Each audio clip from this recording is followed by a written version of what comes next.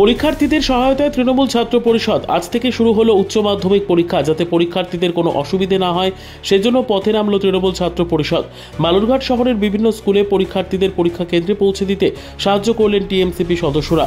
পাশাপাশি পরীক্ষার্থীদের হাতে একটি করে পেনও দেওয়া হয়।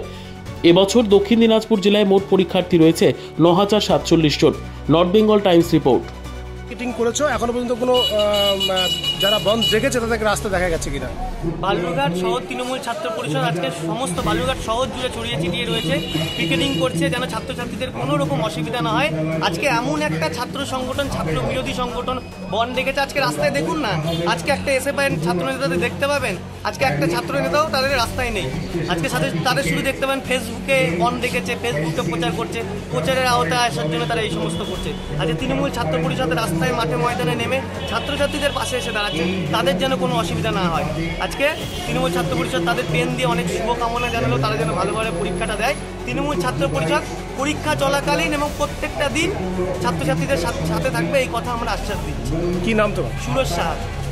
সুরজ সাহা, হ্যাঁ, জয়েন্ট কনভেনার বালুরঘাট শহর তৃণমূল ছাত্র পরিষদ।